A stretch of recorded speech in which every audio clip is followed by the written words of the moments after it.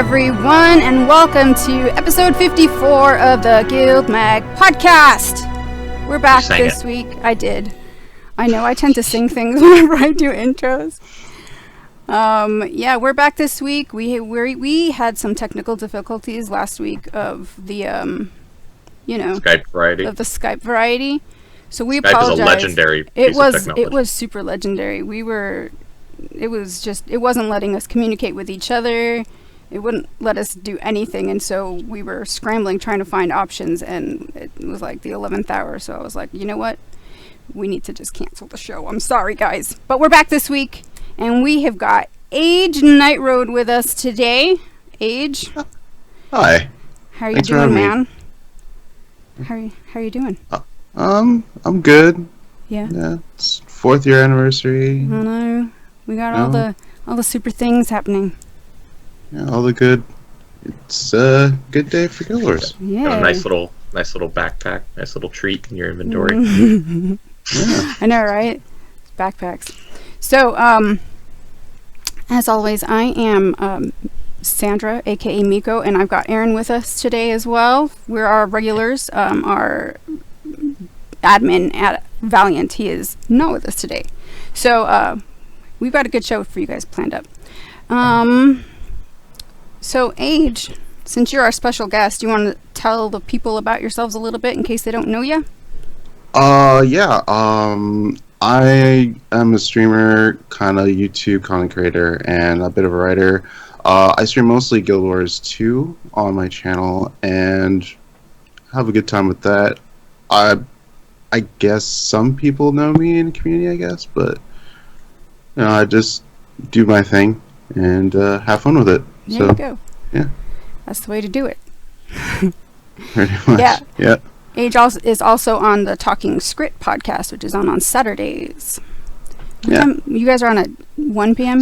Pacific? Saturday, 1 p.m. Pacific, 4 p.m. Eastern. Fantastic. Yeah.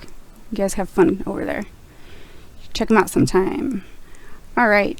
So as always, we're going to kick off with our news of the week. We got a new patch this week come in, and there were some really cool things that came in with it, and then the patch killed the entire game.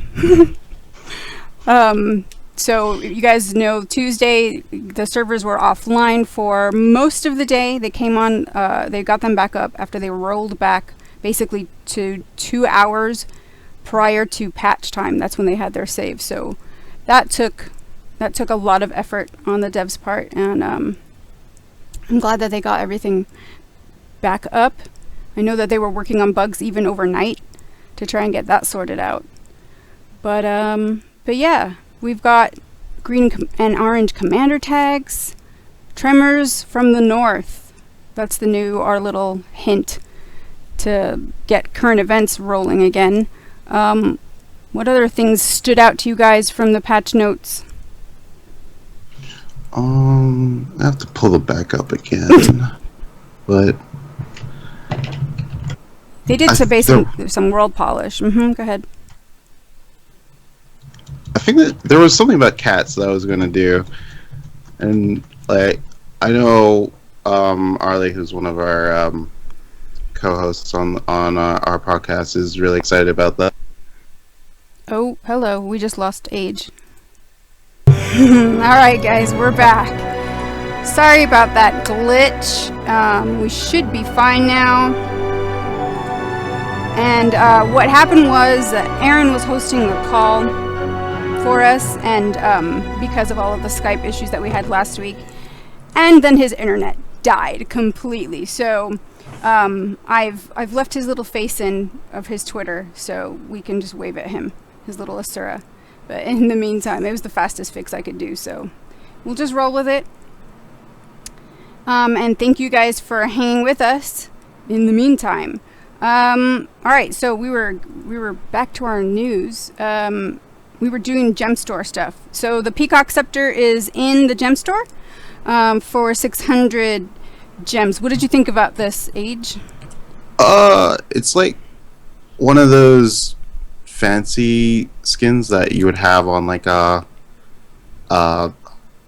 what are they called? Royalty type, like high society life people. So if I was RPing, I'd probably get that. Yeah. Yeah, I thought it reminded me of those old style feather dusters, just because of the movement in it. But it was kind of cool. Yeah. It's pretty. The color is really nice. Yeah. Another thing I was talking about before we found out about Aaron was that Minigarm is in the gem store for 350 gems, and I'm really excited and happy, and I already got him in my wardrobe unlocked. Nice. Yeah, I was just excited because of everything, the connection with Air, and just that I was really happy when we got him back. Oh, okay, yeah, it's true. Yeah. He was gone for the longest time I've in the story, and we finally got him back. But I know. Wonder what he's seen in the jungle. I'm interested to see how he how they integrate him into the group going forward, if they do at all. Now that he's sort of attached, it seems like he's attached to rocks. So yeah. I'm hoping that we get more than just a mini of him, and that he'll actually, continue to help us out. And then the Bloodstone weapon set is now available from the Blackline Weapons Specialist. They are a limited time price, as always, of 1 ticket when these first get introduced. And keys, of course, are available in the gem store. They have not put keys on sale in their rolling sales. I think character slots are on sale today. Yeah. Yeah. I saw them yesterday. I actually like this weapon set. It's usually when I see one of these Blackline weapon sets, it's like a few of the weapons I'd like. But this is one of the sets I actually like, pretty much all of them, and it's really cool that I like the detail in them. I know some people have some practicality issues with them, but overall I think that it's a nice weapon set. Yeah, I really like the way it looks. It reminded me, and I didn't do the comparisons extensively, but some of the weapons reminded me of the Lovestruck set, so I wondered if they'd used the framing of the Lovestruck set to kind of build on.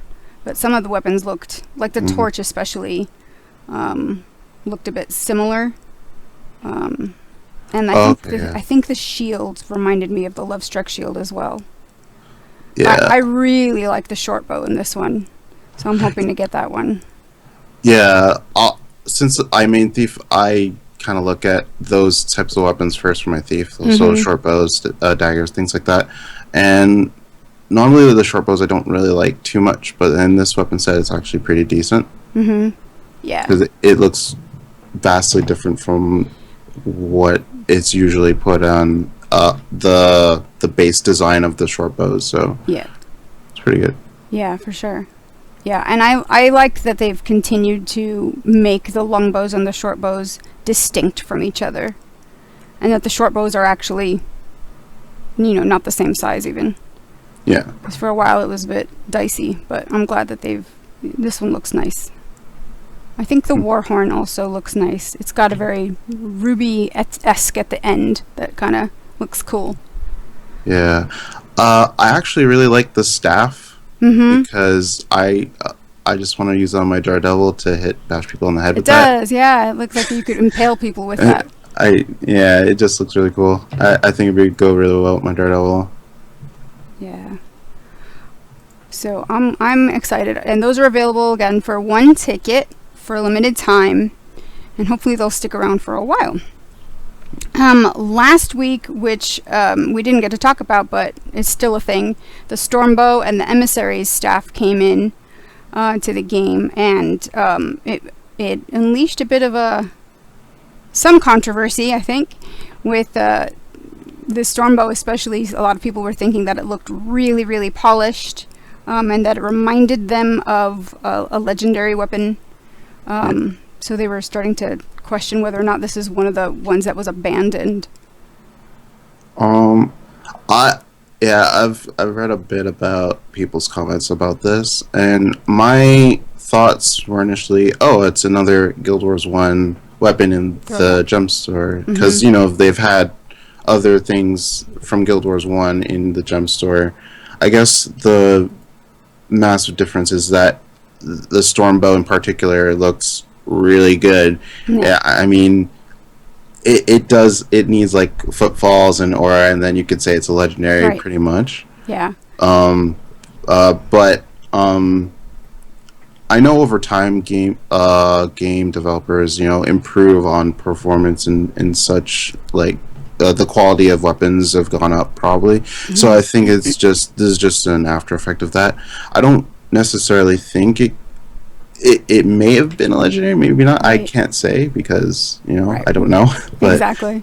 But I could see why people would say it looks like a legendary because it has those qualities of a legendary. And then I also saw comments of people going back to the collections and saying, hey, just like slap on all these things, whereas as in the first place, people are complaining about that because it doesn't feel like a journey. It just feels like you're just doing things. Right. Yeah. So. Yeah. What I really liked about Stormbow, because I picked it up immediately. I mean, when it got data mined, I was freaking out at just how awesome it looked. So, but what I really like about it is the sound effects that it has when you stow and when you draw it, and that you've got that thunder. And then they even went on the skill effects, sound effects. They've got some lightning related. So they just themed it really well. Yeah. It's just it's really polished. I really like it. Yeah, I totally agree. I picked it up as well. I don't know who I'm going to use it on. I put it on my Dragon Hunter for now, but I put it on one of my Rangers because I don't have Dragon Hunter unlocked yet. Well, yeah. There. Well, you have someone who can use it. Yeah. But I kind of wish it was like a little bit more solid at the end, because it kind of fades into transparency at the end. But overall, I do like the bow. So yeah. There was something else that I was going to say about it. Oh, when I first saw it, I was hoping that it wasn't going to be a gem store item and that it would be like a reward, an in-game reward, for either current events or something related to the living world. Just because, I don't know, I like to be able to earn things in-game. Obviously, I'm one of those players where I will pick up things off of the gem store. But yeah, I like to earn things as well. Yeah, I can understand that. And that was some of the complaints as well with the Stormbow wanting the Stormbow to be an in-game item you could earn, even legendary or not, I guess, in that sense. But some of those, I don't know what goes in the decision of what goes into game or not, but as long as I can access it, I mean, what I do sometimes is turn my gold into gems if I really, really want something. Right. But I also do like earning things in the game as well. I like the fractal back piece I'm working towards, the Ascension I'm almost done getting. I like working towards those types of goals. Yeah. So yeah, more of those would be really good, and current events have been doing that really well so far. So they introduced that. So. Yeah, the blood, what is it called? The blood crazed visage or whatever. The glowy red eyes with the particle effects of liquid blood or whatever around you. I finally earned that. When did I finish that? Over the weekend, I must have done that, and it was just fun, even though it was kind of, camp in a map. The scavenger hunt to find the bloodstone slivers, that was fun. Waiting around for the blood-crazed creatures to spawn was a bit unfun. But once the events actually spawned, especially in the higher level maps, even with a good, decent-sized Zerg, it took some effort to kill things. The Wyvern especially, I don't know how many times I saw people wipe, like the entire Zerg would just wipe and then have to bring everybody back up. But yeah, that was, I liked that one. It took me about a week to earn it, so even something like that I could see doing. And then this week, which will we can kind of segue into. With this week's current events, you've got the what are they calling it now? The Great Destroyer's Talon. Is that what they're calling it? It's from you get the you have to from if you finish the current events achievements in this week's patch, it unlocks. You get a destroyer weapon crate, and that unlocks the Primordus weapon skin collection. And then once you complete that, then you get the Great Destroyer's Talon, which is another throwback weapon to Guild Wars 1 weapon, which it was the Destroyer Sith back then. Oh, that's pretty cool. Yeah. Actually really like that. I honestly like the current events right now and how they're adding more in-game stuff that you can get. Because I was actually a little worried in between the periods for episodes of Living Story, but the current events seem to be, hey, every week, you can, or every 2 weeks, you can get rewards for stuff. So, something to work towards while you're waiting for a new story for PvE players is really good. So, I'm definitely happy that they're adding stuff like that, and even Guild Wars 1 throwbacks, which are, I'm definitely liking it. So, yeah. Which kind of brings us into some community news. That Shaman data mined that a couple of weapon skins that are coming in that are throwbacks to Guild Wars 1 weapons. Let me bring this up. The Amethyst Shield, the Kurzik Dual Axe skin, and the Dragon Kama skin. These are all skins that were in... I'm throwing that link into GuildMag Twitch chat. I can't link it into the Guild Wars 2 Twitch chat. Sorry, guys. Links are suppressed there. Yeah, it's nice to see them. They're bringing back a few more of the skins from Guild Wars 1 that were just cool to have, and that you spent time earning. I do hope. Nitko says, who needs rewards now? We have lots of hungry cats to feed and bring home. Yeah, that is, we're going to talk about that in a little while. Because that's just a fun little thing that they added in for the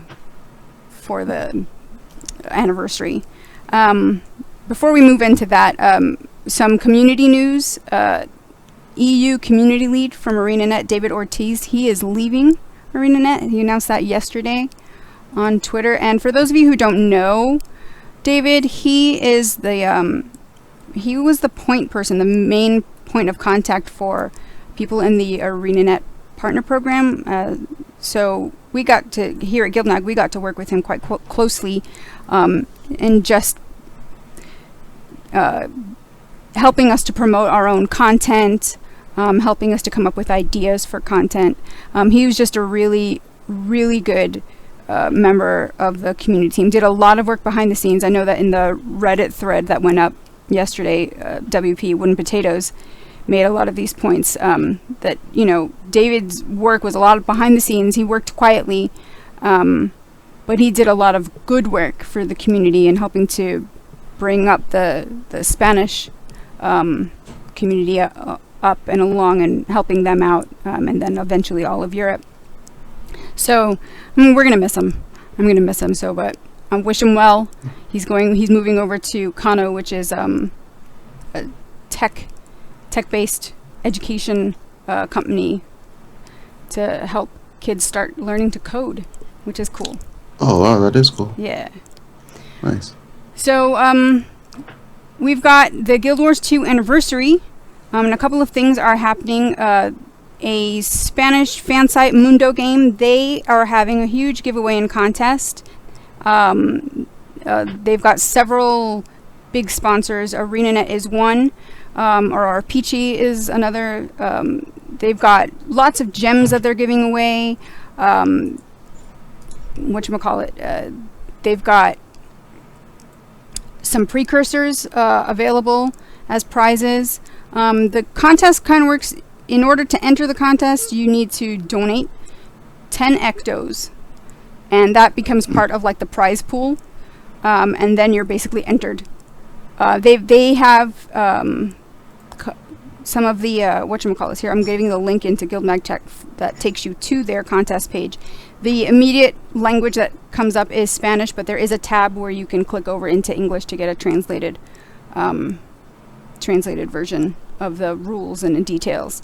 But yeah, so they have prizes that you can win outright, prizes that you can do, that you can earn just by raising your rank. If you want to contribute more ectos, you can, but you do not have to. And they have prize raffles that they're giving away. They've got things where if one person wins, then they get to choose another participant or to win another prize. So it's just a way to kind of foster a lot of good community feeling and excitement. So go check them out. They've got some good things out there. So lots of things happening for the birthday, the anniversary. As part of, have you seen any of the sharing that's been going on Twitter with the hashtag GWT birthday or B-Day? Yeah, I've seen a few things on my Twitter feed about different people's experiences and things like that. I know Malfarian, who is a Guild Wars 2 PvP player, he posted on Reddit about his experiences, about his 4 years meeting different people in community. That was really cool. So look forward to checking out a few other people's pictures or just thoughts over the years. Yeah.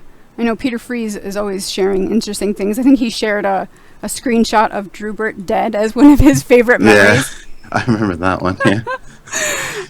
Matthew Medina, who's a game designer, shared a couple of really cool screenshots from alpha days when they were first developing, and Zero Lives collected them all. I'm going to get this into our chat here as well. The Zero Lives collected them all, and they're really cool because you can see how they started to build on Guild Wars, the original Guild Wars game engine, and then before it, got the polish that we see now. Like the skill bar was the same, the compass map was the same. Just cool little details from the UI that you see. Okay, this is how Guild Wars 2 started. So that was just neat that he shared that out. Wow. Yeah, some of that UI actually takes me back to Guild Wars 1. I know. Wow. Yeah. That's really cool. Mm-hmm. So to kick off the anniversary now, when we got the head start on the 25th, which is today, but ArenaNet is going to be doing a stream beginning at noon tomorrow, kind of going through all of, celebrating the anniversary. They'll probably have some pre-show things going on as well, but the stream officially starts at noon tomorrow on twitch.tv/guildwars2. So check them out if you want to live out some nostalgia with other people from the community and from ArenaNet themselves. So the big game news is, the anniversary is here, and we've got our 4th anniversary presents to open. Have you unlocked yours yet? I did. I had 5 characters as of today. Mm-hmm. I didn't know that the backpack that you can get, because in the present you have one of 5. You could choose one of 5 backpacks that are race themed. So you can get like an Asuran one, a human one, Char one, Norn one, and a Sylvari one. Mm-hmm. And I thought I was just gonna go like, hey, I'll just get this one now and I'll get the other 4 later. No. they're account bound, so account bound and single time, so you have to choose wisely. So choose very wisely. Yeah. I chose the human one because I was on my human at the time. Oh. And I decided to get the other one later because I really wanted the Radissoon one, but I'm like, I'll just unlock it because it's that person's birthday tomorrow. And right. Yeah. Yeah, that's what I was planning on doing. So when I saw that it was just one per account, I was super upset. I was sad. I figured it's okay. I'm gonna have Ascension like. Yeah, this is true. No problem. Yeah. But just be careful when you're opening your present and choosing that specific back piece. Yeah, absolutely. That's all I'll say. Characters have to be 1,460 days old. You know, if you do /age in chat in game, it'll tell you how old the character is, and then also how many hours you've played. So they also included an experience scroll for an insta boost to level 40. 2 birthday boosters, 5 teleports to friends, a birthday card that gives you 4,000 karma, the Stalwart title, and the Jubilant die pack, which now the shadow dies are available to choose from. And that's not going to be one per account. That'll be one per character. Every character. I feel bad for people who have Shadow Abyss die on trading posts because it dropped like 500 gold. Yeah. So I know. Shadow Base, the deepest black, one of the most expensive, if not, I don't think did it become the most expensive die at one point? It was up there. I think so, yeah. Yeah. So I'm glad that I had held off on getting it. I know Aaron bought it just a couple of months ago, so as soon as I saw that the shadow dies were in, I was like, oh, Aaron, poor Aaron, he spent all that gold and he got it for free. He could have gotten it for free. Yeah, I feel bad for him too. Yeah. But like we were talking about earlier, this whole thing with hungry cats that they've introduced kind of quietly as a little silly thing. If you have not heard about it, there are cats out in the world that are looking for specific types of food. And if you go in and talk to them, I linked the Delphi's guide because she's got a guide up that was basically crowdsourced together by Shaman and a couple other people around the community on Reddit. If you go around, you can get all these cats to show up in your home instance. And some of them show up at night, some during the day. They'll high-five each other if you catch them at the cycle change between day and night. What else? I think you get one that unlocks, when it unlocks, a dead bird shows up first in your home instance. Wow. So, yeah, they put a lot of thought into this. Well, thank you, ArenaNet. I've always wanted to be a cat lady. You're going to help me live the dream. Yeah, live the dream of the crazy cat person, I guess. Much appreciated. Yeah. But I thought it was cool. I'm excited to get all of the kitty cats. Just it's fun to just go out there and collect more things, I guess. Yeah. At first, I saw in my chat log just a cat meowing, and it was like 4 times. And I'm like, where's this coming from? Right. So I'm looking around, and I saw a cat near one of the crafting stations in LA. I'm like, oh, okay, maybe I should look into this. Yeah, it was neat that they snuck it into the patch notes as like fixed a bug where cats wouldn't talk to players when they mewed hungrily at them. And I was like, what is that about? And I just kind of forgot about it and then I started seeing all of these things come up in Reddit, and I was like, wait, this is a thing? So I was just neat the way that they brought that in. It's a neat little scavenger hunt. So yeah. There's like 10 cats, I think. I think so. I'm trying to pull up the wiki. I'm kind of I'm wondering if someone on Reddit they'd posted saying they're gonna bring back the fancy cat contest, for Chauncey von Snuffles or whatever his name is, and they like cats at ArenaNet, so it'll be interesting to see if they do anything more with this. I don't know if it would be funny if they had worked the cats into the living world. That'd be amazing. Garm starts chasing the cats. Okay. So, then the new current events. Have you done anything with the new current events stuff? I've done up to the Bloodstone Visions stuff. I haven't done the new one just yet. I do like how they're adding for the current events. I said this before, but I like how they're adding stuff that you get as rewards. So when you're finished, you get something like nice, like the Bloodstone Visage is one thing. The new scythe, the Destroyer scythe that we're gonna get once you're done this round of current events. So I just keep hoping that they do that until like next Living Story episode, and then more current events and things like that. So it kind of keeps you in the loop about what's going on, the effects that Living Story has on the world as itself, and Yeah, I like that they've worked in these small things that just kind of keep us going and keep us engaged, even if it is for a little while. Even if they don't hold our attention for more than a week, it's still something. And this one is specifically since it unlocks the Primordius weapons collections, which they're nice weapons.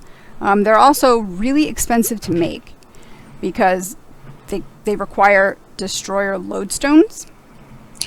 Oh, that's why everything was going up on the trading post. Yes. Oh. Uh-huh. Yeah, and I was using pre-patch. I just finished leveling up to 500 Armor Smith and Huntsman because I need it for Ascended weapons for raiding. And I was using the Destroyer, or the Primordius, some of the Primordius weapons to get extra XP from crafting. But they take like, the two-handed ones take like 30 lodestones. The one-handed one take like 15 each. So it's a significant investment, and of course you can then go off and sell them on the trading post. So I was doing that, and I wasn't unlocking the skins because I was trying to get my money back. Oh, yeah. Yeah, and that's a good idea. I might actually want some of those weapons. Yeah, they're cool looking. Yeah.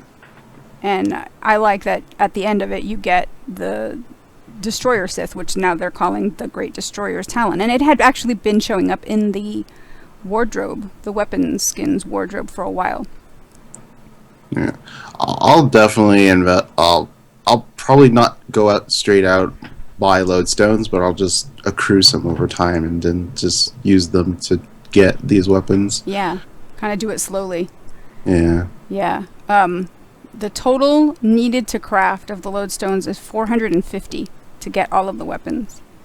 So you can either buy them on the trading post, I guess, unlock the skin, or craft them yourself and spend more money. I haven't looked at what their prices are doing on Spidey for the weapons themselves, but I know that lodestone prices, they were up over a gold yesterday. Ooh. Reaching charge lodestone levels. Oh gosh, no, now they're even higher. 29 gold, buy price, 36 gold, sell price for 1 lodestone. So it's a bit insane. What? That's... Yes. Oh, man. Maybe I'll just sell my lodestones for now. Yeah, that would be one way to do it. Or, oh, I'm sorry, I probably read the wrong thing. 94, I'm sorry, 94 silver for the sell price, 92 silver for the buy price. It's still a lot of money, man. Yeah, that's true. Yeah. So you can do you can up level the destroyer cores via the Mystic Forge. And cores are around 9 silver right now. They did spike up in price. Yeah, they did spike up. But it's still, it's cheaper. So if you wanted to do it that way and craft your own, that's one way to do it, I guess. But yeah, or leave it for a long-term goal. There's no rush. The collection is there. Yeah. If it were me, I would probably sell my cores and lodestones. Or I would turn my cores into lodestones and sell them. And I'd probably make it later when the prices go down. Yeah. Yeah, that's one way to think about the investment cost. So what do we think now that we've kind of gone through all of that? What do we think of where Guild Wars 2 is 4 years in?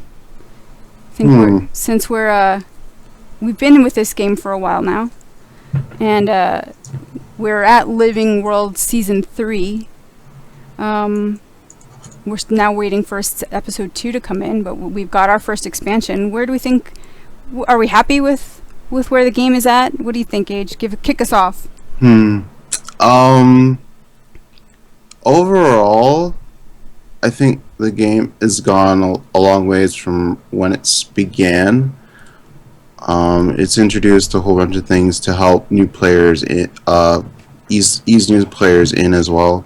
It introduced a ton of ways to get rewards, access to high-end content like legendary weapons. It's a lot. I feel like it's a lot easier to make than when I first started out playing the game, because it took me I would say almost a year to make my first legendary, but now it could, if I really worked at it, could take me like 2 months. So it's gone a long ways in that respect. Story has gone a lot more in depth. I definitely approve of everyone in the narrative department who works on the story. I think Living World is actually getting to the point where they're okay. Living World Season 1 is where they first started out. This was their test period, and they realized that not everyone could go back and play that content, and so they introduced Living World Season 2, where you logged in no matter what, like free account, or if you bought the game or not, you can have access to that content as long as you have that time. And that introduced the 2-week cycle, which was, I thought it was crazy at first, because just thinking about the development that had to go into that, was pretty insane.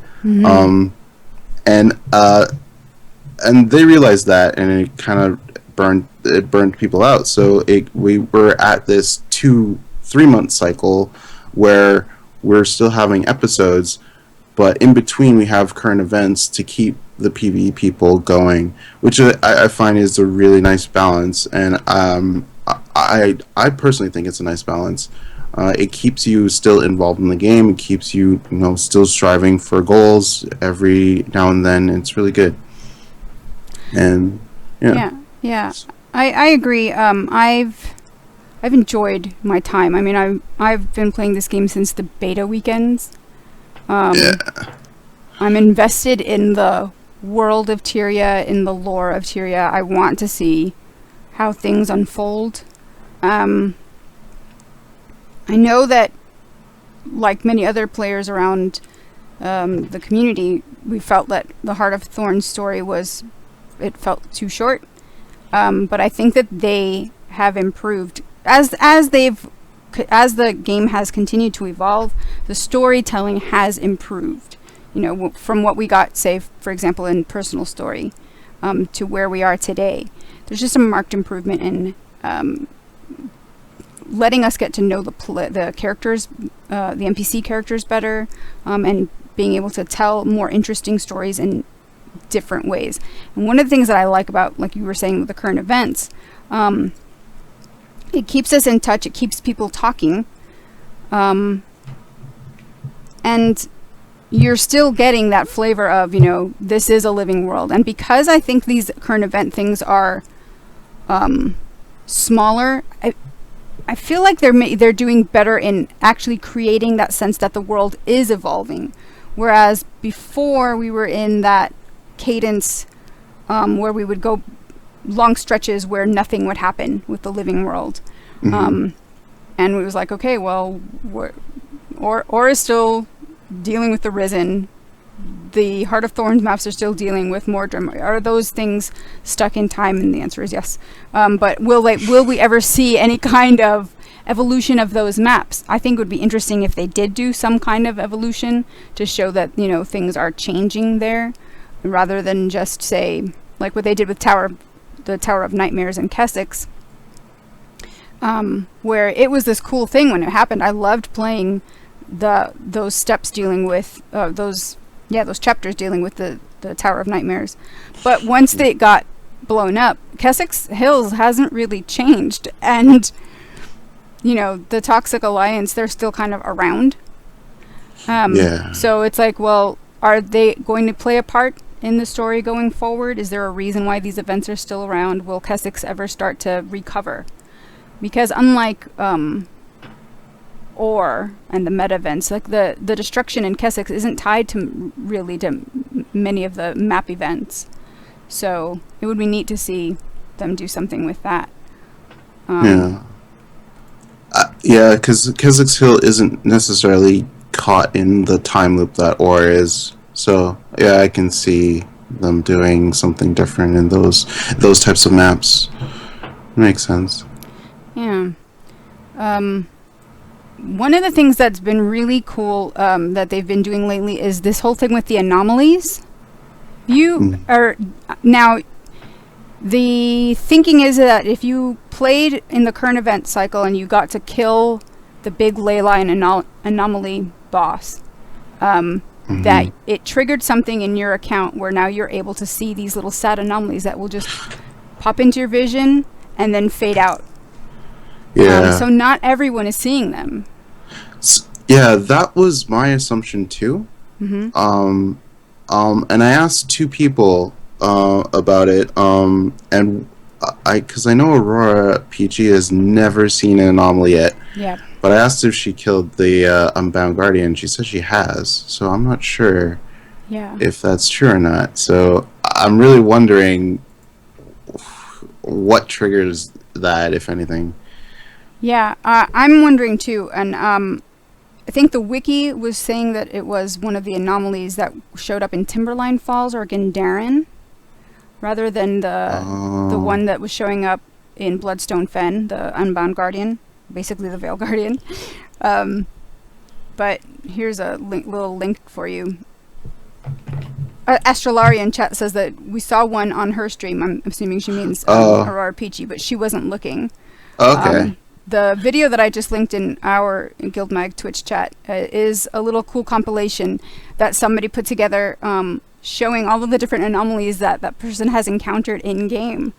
Because they will pop up any random PvE area.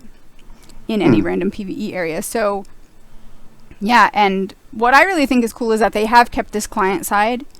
It's not something that everyone is seeing. It does play into this, are we all going crazy from this Bloodstone stuff? What are the effects of, what are the ramifications of killing things or dealing with, interacting with this whole Bloodstone and the excess of magic in the world? So I'm interested to see where they take it. The first time I saw it, I think I was in Raid. And first I thought, I told my raid group, guys, I think I need some sleep. I thought I saw Veil Guardian. And so I'm like, okay. But then I keep seeing it in other areas, and it's really cool. And I thought it was going to be it's like, why did you kill me type of deal, and we're being haunted. So yeah, that's going to be... Maybe next episode it'll have more relevance, but... I hope so. Should be... They haven't, other than the current events achievements where you had to go out and kill the, or collect the ley energy and keep them from the ley anomalies that were showing up.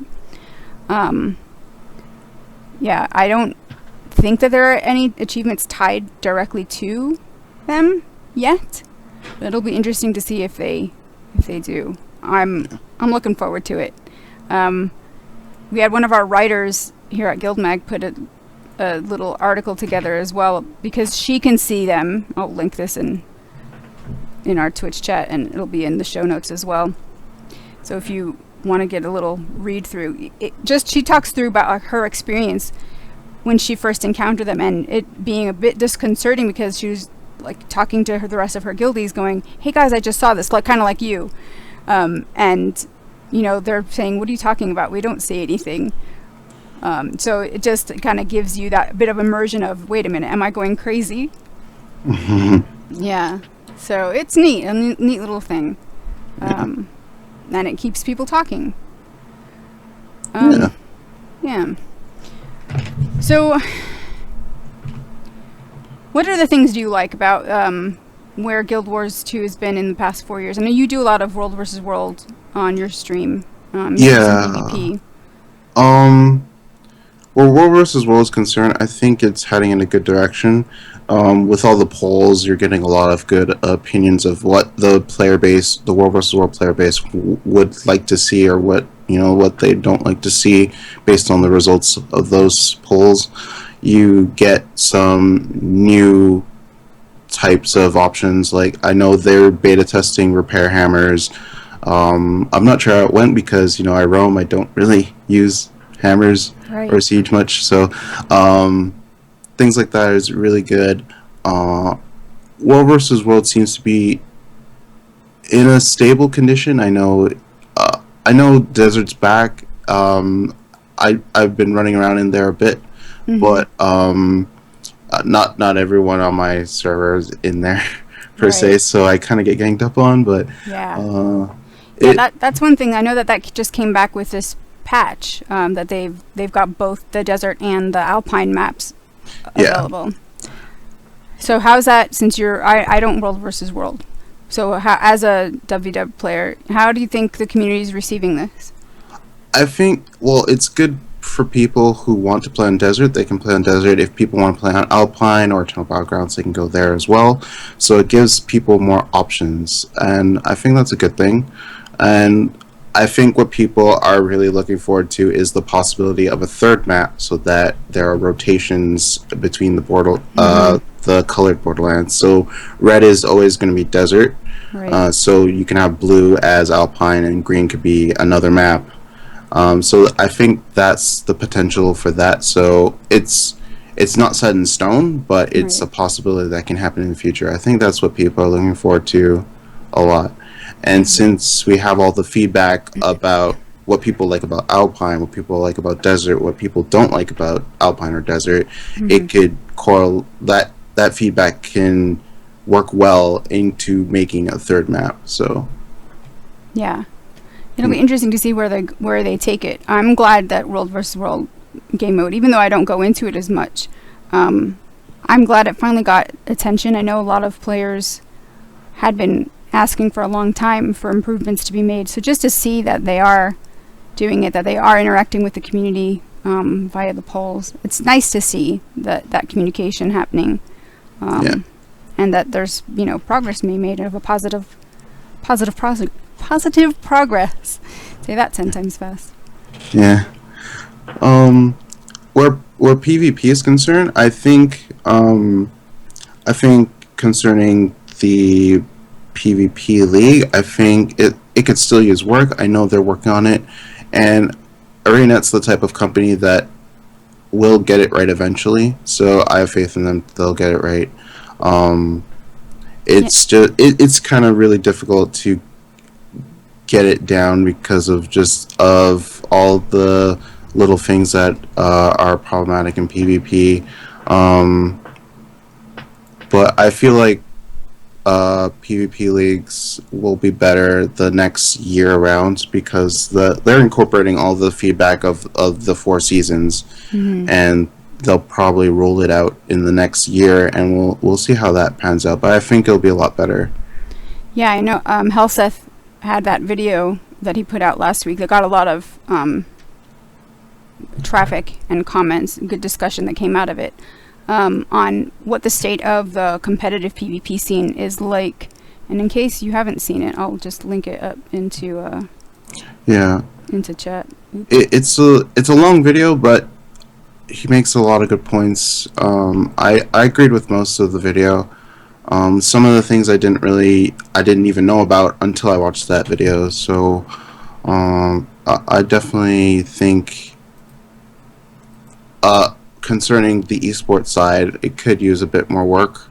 I definitely feel that there are some things that Helsa said about the esports side that I don't know. I can't say. So they need to work on. They need to take a look at that, and maybe some things about production. Production has gotten way better since Pro League started. I still think it could use a bit more work. I don't know if they have to do more of a joint venture with the SL in that respect, but it could. I think it's definitely getting to the point. Like I said, ArenaNet always, gets it to that point of getting it right eventually. So I feel like they'll get it down eventually. So I have faith in them. Yeah, I do too. I think there is potential. I'm a pretty much strictly PvE player, but I do pay attention. I try to pay attention to what's going on in the other game modes. And one of the things that Valiant, our admin, has been getting me into is watching League of Legends PvP competitions. Yeah, he's a big LoL player. And just the way that they set up their tournaments, the idea that you can progress, but if you start going on a losing streak, you can actually drop out of the tier that you're in. I know that's not something that is currently in place in Guild Wars 2. Yeah. I said this last week on my podcast, but I feel like Guild Wars 2 could benefit from what Overwatch is going to do for Season 2, and that have the higher divisions you can drop out of and have the lower divisions you don't drop out of, just so to have that type of competition of saying, oh, you have to perform well in order to stay here, kind of deal. Yeah, that could be a good, I think, compromise to. I mean, ArenaNet does try to. Yeah. Kind of. I mean, we've got a lot of casual players. I hate to use that word, casual players, but or people who, they've got busy lives, and so they don't have a lot of playtime where they can just exclusively dedicate to playing the game and the modes that they like 24/7.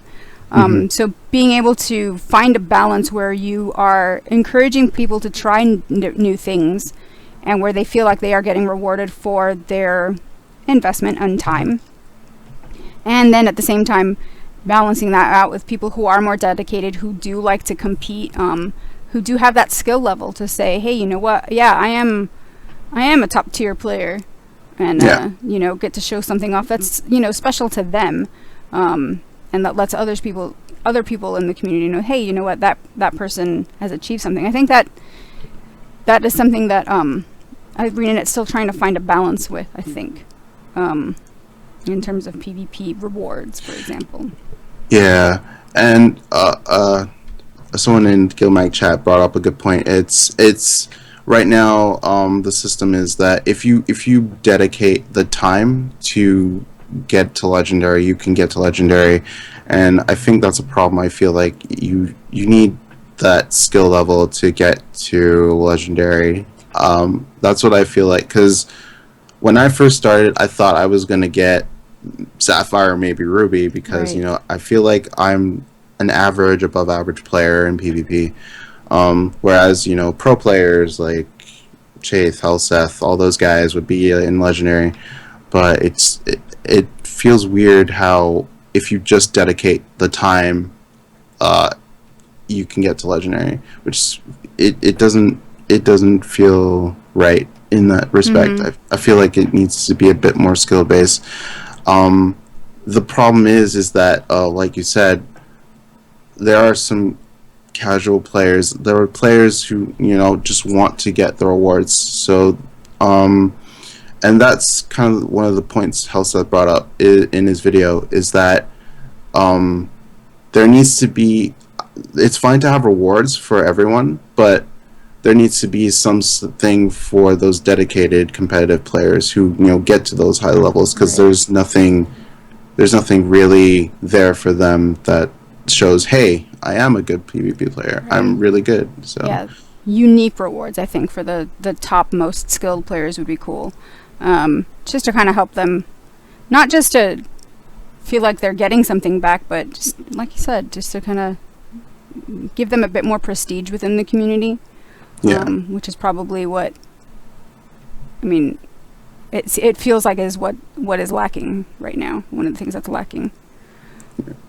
One of the things that I came across while we were prepping the show was this article that appeared on ZAM. Let me pull it up here.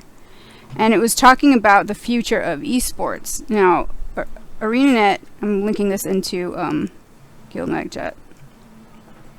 Sorry for that really long, ugly link there.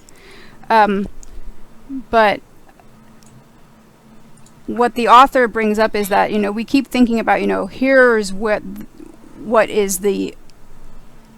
we're going to hold up as like the example, the model to follow of like how esports should be promoted or how esports should be produced. And at the same time, it's like, well, wait a minute here. Esports hasn't been around for that long. This is still evolving and can improve.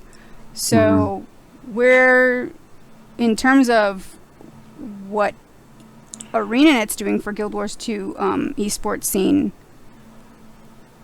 comparing it to where they began and where they are now, what kind of improvements have you seen that kind of helps you keep believing that it's moving in that positive direction? I mean, I know you said they get it right eventually, so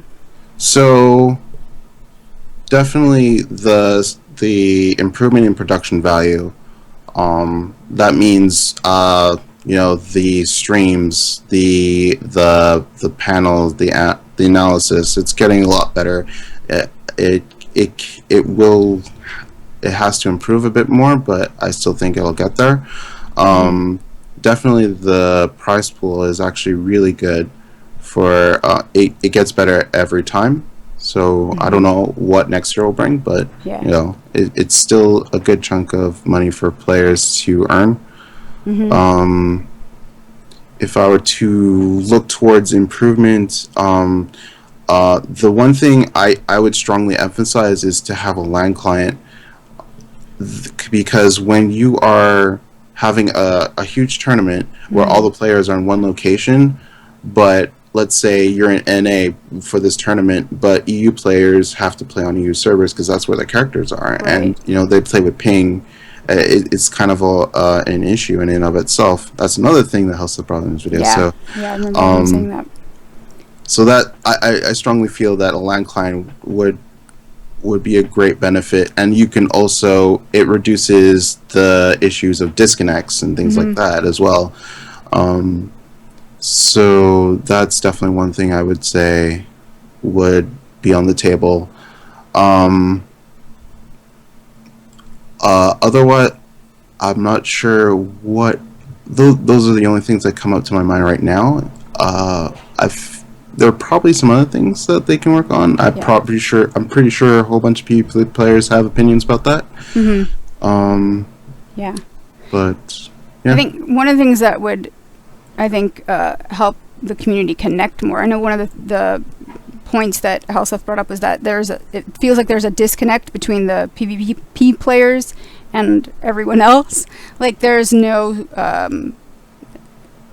don't want to say that there's no visible support for PvP players from other Guild Wars 2 players, but it feels like it's at a level that's quite lower than what you'll find in other games. And one of the things that I was seeing at first was that the PvP promotion of tournaments has kind of decreased on ArenaNet's social media channels so that it's now only about the big tournaments. And finding a way to create that balance where you can bring in and say, hey guys, check this out. You may not play this mode, but here's something else that we're doing. Or should they create maybe a separate channel? Yeah, I've heard that suggestion of making a separate PvP Twitter, just to have all that news go there, and then every now and then the main Guild Wars 2 Twitter would tweet out, hey, this tournament's going on, such and such. And you actually reminded me of a point that I wanted to make. It was about the competitive site. I feel like they should really go in on that competitive site and try to keep it updated as much as possible, because I remember looking, I think it was last month or a few days before the qualifiers, where I wanted to look for tickets for the Worlds, but I couldn't find it anywhere on the competitive site. It wasn't on the front website, page. And it was, I think, a couple days after the qualifiers, they had on their Twitter feed that they posted on their main page that tickets are on sale there. So I feel like they should take advantage of their competitive site and use that to promote different things, have it up to date as much as possible. Especially since they went the time to create the site, and it is a really nice looking site. So just kind of using that as a tool. Yeah, and that way, anyone who's interested in what's going on in the esports of Guild Wars 2 can visit that site and see what's up. Yeah. Good way to kind of keep people engaged even when the seasons are not happening. Yeah, exactly. Yeah. So, That's good suggestions. We're kind of running out of time here. Have we really done our hour already? Wow. Yeah, so I'm really excited about the future of Guild Wars 2. I'm happy that the birthday's here and we get to do silly things like find cats.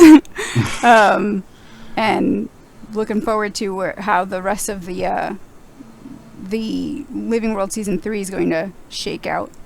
So I'm hopeful. Overall, on balance, I think I am hopeful that the game is heading in a good direction. We know that they're working on an expansion. We don't know where that expansion is going to be taking us, but yeah, it's just nice to see that the game is still feels healthy, still feels alive. Yeah, I definitely like how the game is going. I definitely like the state of the game right now. There were a few bumps in the road, but you know, those things happen. Yeah. I'm pretty happy about the state of the game. I mean, I play the game every day, so I'm pretty happy. Right. Yeah, that's it. So, we'll see how they handle the issues we have right now, things in the future. So, I'm pretty sure they'll work out in the end. Yeah, I know one thing that I really appreciate is that they are not just having content updates that are related to the living world and to hopefully whatever comes next in the expansion in the Heart of Thorns maps, that they are actually using Central Tyria. And that way people who are logged in on free accounts still get to experience a sliver of that content, and maybe hopefully, I mean, and it's a good marketing tool to have content in the base game, just because people will say, hey, you know what, maybe I will upgrade. So I'm looking forward to seeing what comes next, and looking forward to the stream tomorrow. Yeah, so that'll be good. All right, well, thank you for joining us, everyone who's joined us live. Just a quick recap, we are live every Thursday at 1 p.m. Pacific, 8 p.m. GMT on twitch.tv/GuildMag with our GuildMag podcast. We've got streaming that happens every week. Aaron, who was with us at the beginning of the show before his internet died, does a weekly stream every Wednesday. I do a weekly stream that is going usually a Tuesday and Thursday. Sometimes it's Tuesday or Thursday. This week it was Tuesday, and because of the rollback, I'm doing a stream tonight at 7 p.m. Pacific. So, check us out if you don't know who we are, guildmag.com. We put together the unofficial Guild Wars 2 digital magazine. We publish those periodically throughout the year. We are working on one at the moment, so we'll have one out soon. Yeah, and we do our articles every once in a while as well. So check us out. Give us a follow. Thanks for joining us today. And thank you, Age. You want to promote where people can find you? Twitch, Twitter, and YouTube at AgeNightRoad. I did start a 24-hour Guild Wars 2 stream on Tuesday, but the maintenance thing kind of interrupted that, so I'll be doing that next month. I also do a podcast called Talking Script. That's at twitch.tv/TalkingScript. That's at 4 p.m. Eastern, 1 p.m. Pacific. We talk basically about the news of Guild Wars 2 of the week, and we also started a new PvP show on Talking Script called Zero to Hero, where basically two people who don't really PvP get into PvP. So it should be fun to watch. Yeah. Well, what time does that happen? That is at, I believe, 7 Eastern. I believe we have our times posted on the Talking Script Twitch channel, so just check that out. Yeah. And you guys, I saw you guys were tweeting about that happening yesterday, so that's a cool way to bring new players in. I'll be checking you guys out again. Yeah. All right, guys, thank you again for joining us for the show today. If you joined us live, if not, we'll have our recorded version up on YouTube. within about a day or so. And of course, you can find our podcast on iTunes and Google Play. So thanks for tuning in, everyone, and we will see you next week. Bye, everyone. Right.